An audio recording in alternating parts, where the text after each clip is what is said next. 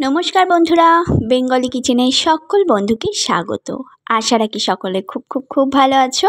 তোমাদের ভালোবাসায় আমিও অনেক ভালো আছি। আজকে আবারও একটা নতুন রেসিপি নিয়ে হাজির হয়ে গেছি। আজকে বানাবো রুই পোস্ত। অনেকেই তো রুই পোস্ত তাদের মতো করে বানাও, আজকে আমিও আমার মতো করে বানাচ্ছি।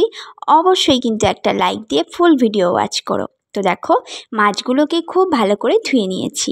ধুয়ে মাছটার মধ্যে লবণ আর হলুদ মাখিয়ে 10-15 মিনিট মতো রেখে দেব।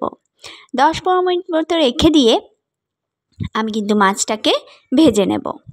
তো আশা রাখি সমস্ত বন্ধুরা খুব ভালো আছো। পুরনো বন্ধুদের অনেক অনেক ভালোবাসা, আন্তরিক শুভকামনা দিয়ে আজকের ভিডিও শুরু করছি। আর নতুন বন্ধুদের কিন্তু সাদরে আমন্ত্রণ জানাচ্ছি। প্লিজ একটা লাইক দিয়ে ফুল ভিডিও ওয়াচ করো, আর অবশ্যই কিন্তু সাবস্ক্রাইব করে পাশে থাকা বেল বাটনটা অবশ্যই প্রেস করে রেখো, তাহলে যখনই কোনো নতুন রেসিপি শেয়ার করব সেটা সবার আগে তোমাদের কাছে পৌঁছে যাবে নোটিফিকেশানের মাধ্যমে। তো দেখো, এখানে সাদা তেল গরম করে আমি মাছগুলো কিন্তু লালচে করে ভেজে নেব। খুব কড়া করে মাছটা আবার ভাজতে যেও না। রুই পোস্ততে কিন্তু বেশি কড়া মাছ ভালো লাগে না, একটু নর্মালভাবেই ভেজে নেবে।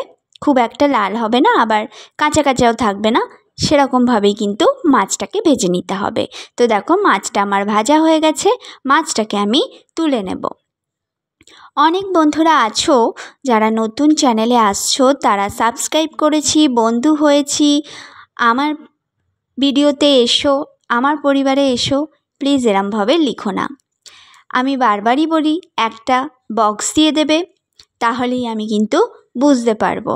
তো প্লিজ এভাবে লিখো না, বন্ধু হয়েছি, সাবস্ক্রাইব করেছি, তাহলে আমি গেলেই তোমার সাবস্ক্রাইবটাও কাটবে, আমার সাবস্ক্রাইবটাও কাটবে। ইউটিউবের একটা নতুন নিয়ম আছে, নতুন না, এটা অনেক আগেরই নিয়ম, তো প্লিজ এটা করো না। তো দেখো, মাছ ভাজার পরে যে তেলটা ছিল তার মধ্যে আমি আলুগুলোকে দিয়ে লালচে করে ভেজে নিয়েছি। তারপরে 1/2 চামচ সাদা জিরে আর 1/2 চামচ কালো জিরে দিয়েছি। দিয়ে জিরেটা ভাজা হয়ে গেলে তার মধ্যে একটা ছোট ছোট করে কেটে রাখা পেঁয়াজকে দিয়ে আলু পেঁয়াজ খুব সুন্দর করে ভেজে নিতে হবে। সবাই সবার মতো করে কিন্তু এই রুই পোস্তটা বানায়, আজকে আমি আমার মতো করে বানালাম। একবার আমার এই রেসিপি ফলো করে বাড়িতে কিন্তু অবশ্যই বানিও, দেখো ভীষণ ভালো লাগবে খেতে।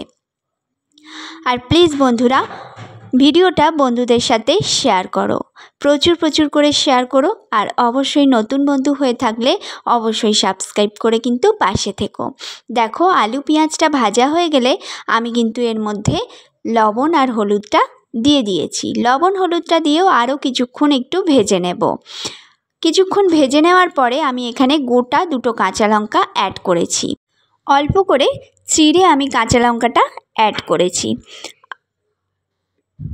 তারপরে দেখো, ভেজে নেওয়া হয়ে গেলে আমি এর মধ্যে পোস্তটা দিয়ে দেবো। পোস্তটা যে বেটে রেখেছিলাম সেই পোস্তটা আলু পেঁয়াজের মধ্যে দিয়ে আবারও কিছুক্ষণ একটু ভেজে নেব, পোস্তর কাঁচা গন্ধটা চলে যাওয়া অবধি। তো দেখো, পোস্তটা দিয়ে দিয়েছি, দিয়ে আবারও কিন্তু খুব সুন্দর করে একটু নেড়েচেড়ে ভেজে নিচ্ছি। প্লিজ বন্ধুরা, একটা লাইক দিয়ে বারবার করে বলছি, ফুল ভিডিও ওয়াচ করো। আমি কিন্তু সকলের ভিডিও কম বেশি দেখার চেষ্টা করি। ভিডিও দেওয়ার পরে আমার কাছে যে নেটটা থাকে সেই নেটের সাহায্যে কিন্তু আমি যে কটা পারি ভিডিও তোমাদের ফুল ওয়াচ করার চেষ্টা করি। তো প্লিজ বন্ধুরা, আমার ভিডিওটাও তোমরা কিন্তু প্লিজ প্লিজ করে দেখো, আশা করি তোমাদের ভালো লাগবে। আর গরম গরম ভাতের সাথে যদি এরকম রুই পোস্ত থাকে তাহলে কিন্তু জাস্ট অসাধারণ লাগবে, অন্য কিছু আর লাগবেই না এই রুই পোস্তর সাথে। তো দেখো, রুই পোস্তটাকে কিছুক্ষণ একটু ভেজে নিয়ে জল দিয়ে দিয়েছি। জলটা ফুটে উঠলে এর মধ্যে কিন্তু আমি রুই মাছগুলোকে দিয়ে দিচ্ছি।